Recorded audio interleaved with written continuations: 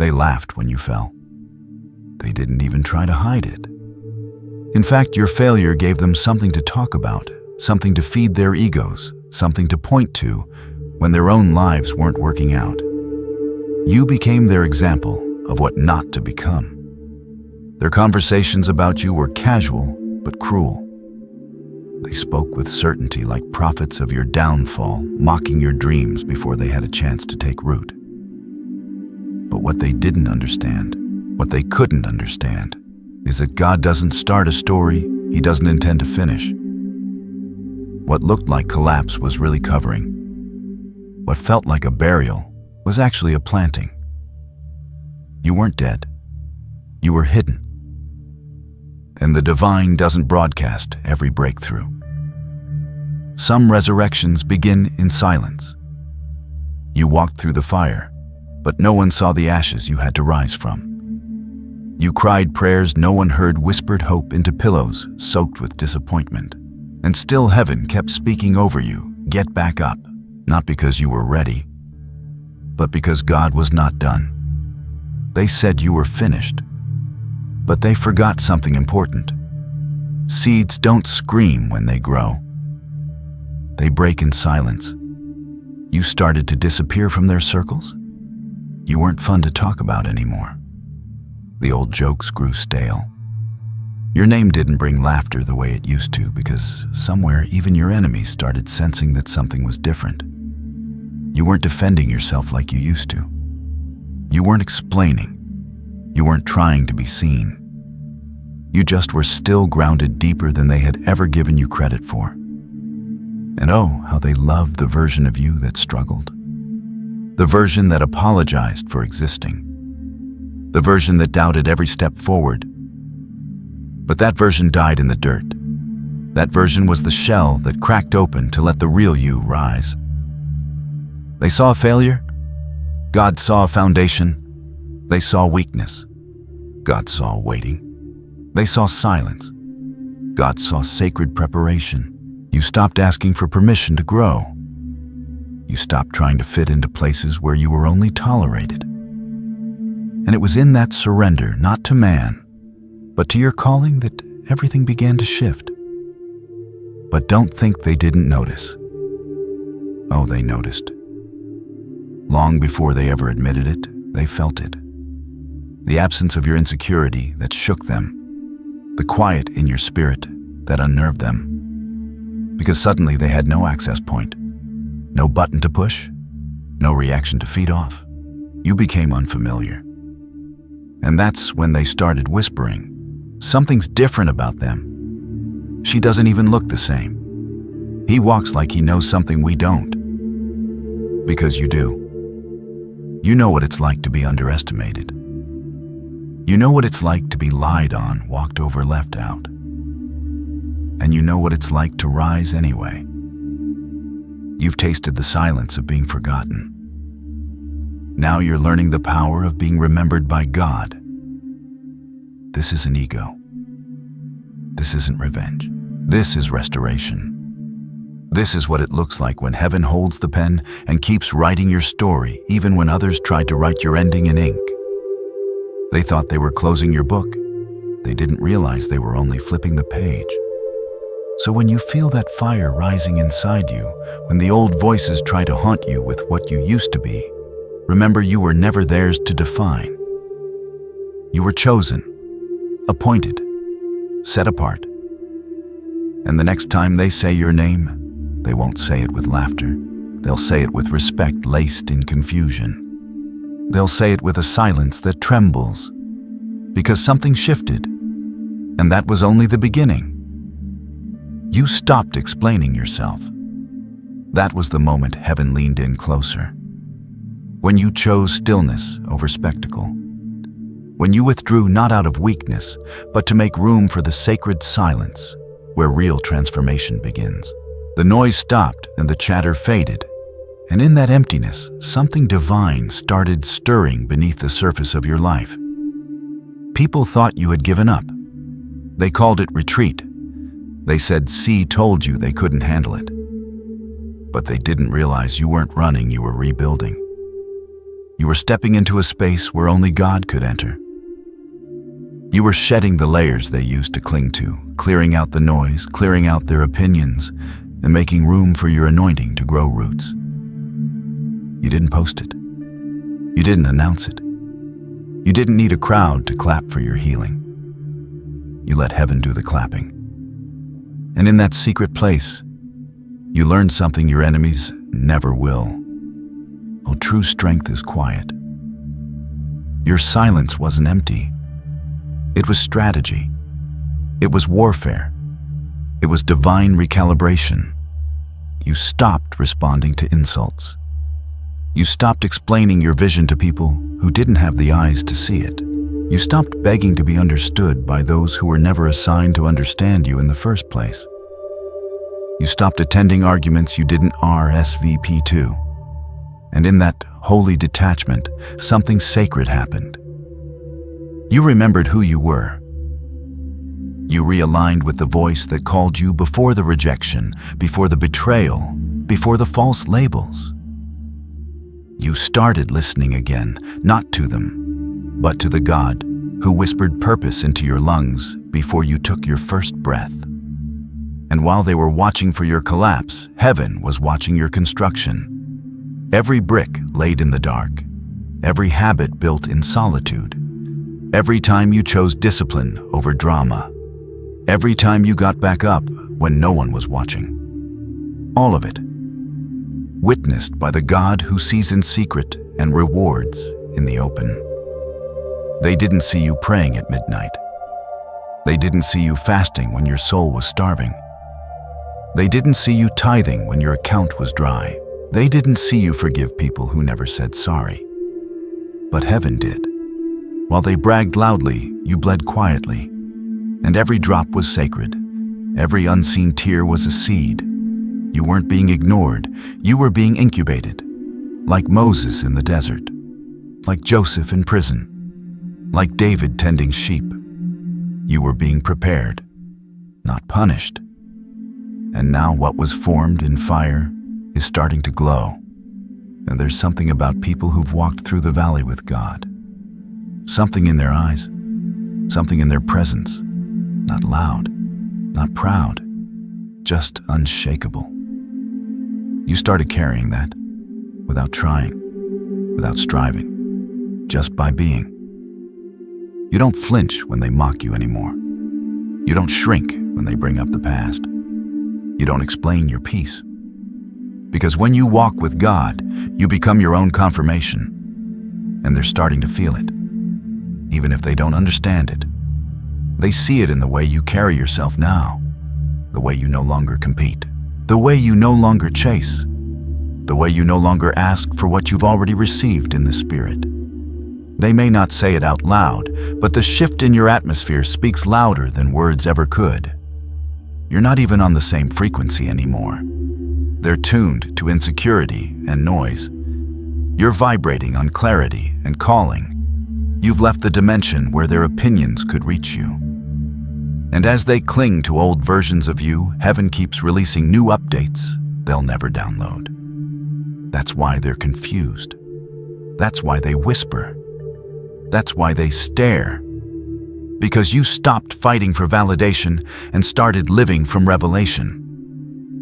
And when you stopped chasing applause, God gave you authority. Now they can't figure out what changed. But you remember that moment in the dark, that prayer, that whisper, that breath that didn't feel like enough. You remember when all you had was your faith and how somehow that was enough. You're not the same. And no matter how quietly it happened, they can't unsee the evidence. Because elevation doesn't always make noise, but it always leaves a mark. They started whispering your name again, but not like before. Not with laughter or smug satisfaction. Now it's different. Their voices drop, their eyes shift. Their tone tightens with something they can't quite name because what they once dismissed has become something they fear. You walk into rooms now and shift the atmosphere without trying. You don't even speak, but your presence pulls the air taut. Because people can sense when someone's been through fire and didn't burn. They smell the smoke of survival, and it sobers their arrogance. You didn't shout your success. You didn't broadcast your rise. But heaven lifted you in ways their words can't reach, and now your life is speaking a language they can't silence. They used to make jokes. Now they make excuses. She just got lucky. He must have had help. That can't be real. There's no way he did that alone. But deep down they know. They know because your glow doesn't come from luck. It doesn't come from shortcuts. It doesn't come from performance.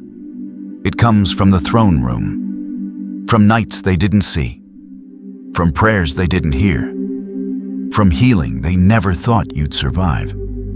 Your progress isn't just success, it's proof. Proof that favor outruns formulas, that grace outweighs gossip, that when God puts his hand on someone, no amount of slander can stop it. And that's what terrifies them. Because now their old stories about you don't work anymore. Their version of who you were doesn't match the person standing in front of them. And the gap between their expectations and your elevation, it's exposing them. Their own disbelief, their own insecurities, their own unwillingness to grow. You don't even confront them. You don't need to. The way you carry peace now convicts them. The way you speak less but move more, it confronts their every excuse. You used to be their comfort zone, the easy target, the one they could talk about to feel better about themselves. But now you're a mirror, and what they see staring back, it unsettles them. Because you're not striving anymore. You're seated in clarity, in alignment, in quiet authority that doesn't need to prove itself to anyone. And it's not just what you've achieved, it's how you carry what you've received. They notice how you speak with restraint now, how your eyes don't flinch, how your silence pierces deeper than your old words ever did.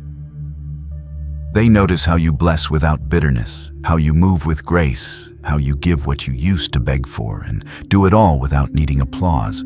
It confuses them. It irritates them. But more than anything, it convicts them. Because now they realize you didn't just grow, you outgrew them.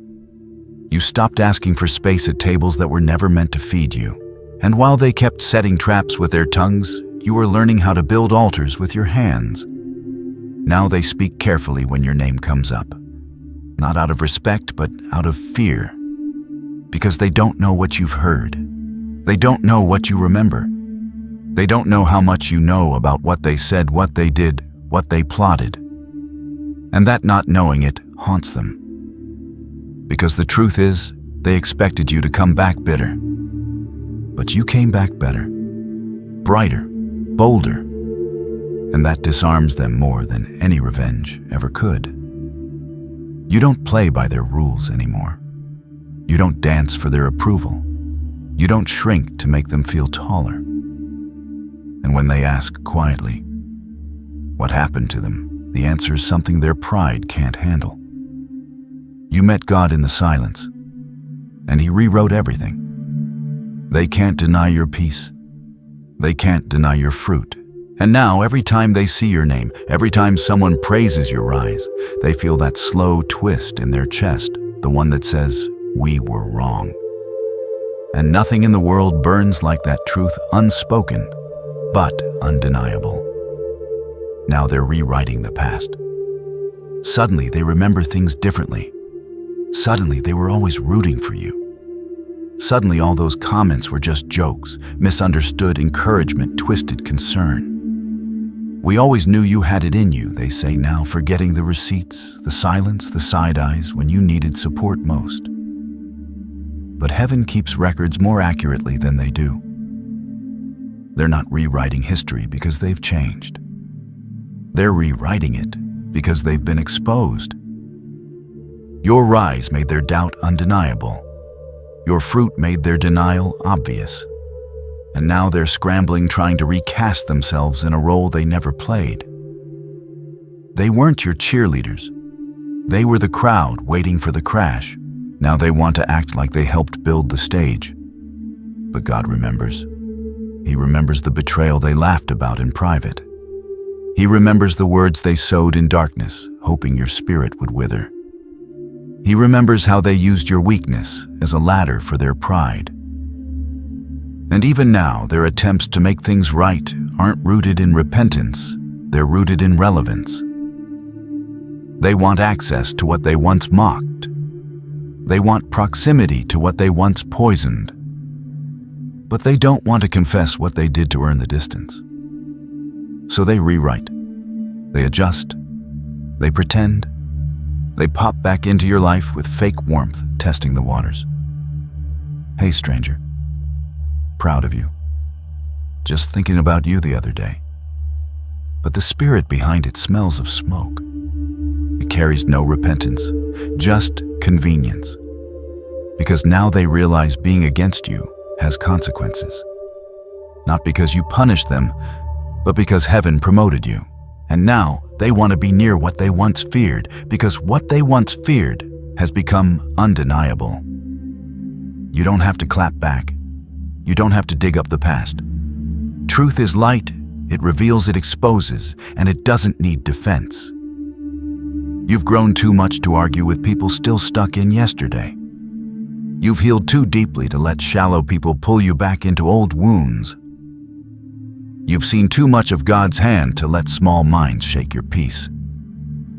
Let them keep spinning their stories. Let them stitch themselves into a narrative they never supported. You're not wasting divine energy chasing contradictions. Let the fruit speak. Let the light do the talking. Because here's the thing about truth, it doesn't need a crowd to be valid. And it doesn't need the guilty to confess for justice to flow. God has a way of making liars confess with their silence. And isn't that what you've noticed? The shift in tone. The way they look down when your name comes up now. The way they change the subject. The way they avoid details. That hesitation, that flicker of discomfort is its own confession. They know what they did. They know what they said. They know they tried to bury you. But they didn't realize you were rooted. They didn't know you were protected, that angels had been assigned, that heaven had a schedule they couldn't interrupt. And now they want to realign, not with you, but with your results. They want credit without contribution, access without apology, proximity without process. But you know better. This is not the time to be sentimental. This is not the time to reopen what God has already sealed. This is not the time to prove you're still the same person they left behind. You're not. And they know it. So let them stay in revision mode, spinning their memories like spider webs, trying to trap the new you in the old room. You've outgrown that house. You've outgrown that version. And their approval is no longer currency in your life. You didn't come this far to circle back and convince people who were never meant to carry your name into the next season. You are moving in divine timing now. You are walking in supernatural rhythm. And those who couldn't see you before have forfeited the right to speak over you now. Let them rewrite. Let them twist. Let them pretend. You're not in that chapter anymore. You're in the part of the story where God does the talking. You don't even think about them anymore. And that's what breaks them the most. Not the success, not the recognition, not the shift in how others speak your name. What truly haunts them is your indifference, the quiet confirmation that they no longer have access to your thoughts, your heart, your energy. You stopped feeding their relevance. You stopped carrying their weight. You stopped needing anything from them. You moved on. And while they still circle the ruins of the story, they tried to trap you in. You've built something they can't touch, a life covered in peace, wrapped in purpose, guided by the hand of God. They check your name more than they check their own reflection now. They watch your movements in secret, trying to find proof it's all an illusion. But all they find is more evidence. evidence that you didn't need revenge. You didn't need to retaliate. You didn't need to post paragraphs or clap back with receipts. Your growth became the loudest silence they've ever heard. Because when God lifts someone, it doesn't come with noise, it comes with weight. And now you carry that weight. Not to show off, not to throw shade, but because heaven trusted you to walk with dignity in the presence of those who once doubted your very existence. Every time you rise, it reminds them of what they missed. Not because they didn't see the potential, but because they chose not to. Because acknowledging your worth would have forced them to confront their own lack. And that mirror was too honest, too bright. So now they're forced to witness the harvest they mocked, knowing they planted nothing. And while they fumble for closeness, sending half-hearted messages, dropping likes, they hope you'll notice you're not looking back. You're not angry. You're not even amused. You're free. You've forgiven what they won't admit. You've released what they're still trying to justify. You've walked away from rooms that can't contain your presence anymore. And it's not pride, it's peace. It's knowing who you are, finally, fully, without apology. It's understanding that when God sets a table, it's not for proving, it's for presence. It's not to shame your enemies, it's to honor the process He walked you through when no one else saw your pain. They thought you were trying to prove something. They didn't know you were just trying to survive. And now that you've become what they swore you never would, they don't know how to hold it. They whisper your name not out of celebration, but out of confusion, out of discomfort, out of regret. But you don't hear it. You're too busy listening to the one who called you in the silence. You're too busy walking in favor to entertain ghosts from old seasons. You're too full of purpose to stop for shadows still stuck in yesterday. You're too healed to rehearse the hurt that once defined your identity. And this is the final blow. You don't hate them. You don't fear them. You don't need them. They don't occupy space in your spirit anymore. Because when God delivers you, He doesn't just bring you out, He brings you up. And what once triggered you now reminds you you made it out of that storm alive. You became the storm. And their attempts to diminish you, they evaporate on contact now. Because when heaven covers someone, no slander can stain, no lie can land, no silence can suffocate. You are walking in divine immunity, and they know it. So let them watch. Let them whisper. Let them spin their watered-down versions of how it all happened. You owe them no updates, no explanations, no invitations. You are not who they left behind. You are light. You are covered. You are chosen. And they can feel it every time you step into a room, every time your name rises in a conversation, every time someone speaks well of you. There's a tremor in their spirit. Because they know they mishandled a masterpiece. They know they threw stones at soil God had already blessed. But the final victory isn't your success. It isn't your healing. It isn't even your peace. The final victory is that they no longer have the power to move you. Not through praise, not through pity, not through apology. You're anchored now. In truth. In calling. In heaven's hand. And the silence you give them now, it's not avoidance. It's the sound of someone who finally understands, I was never meant to prove myself to people who were never sent to see me. You walk with legacy now, and the only thing louder than your past is your future.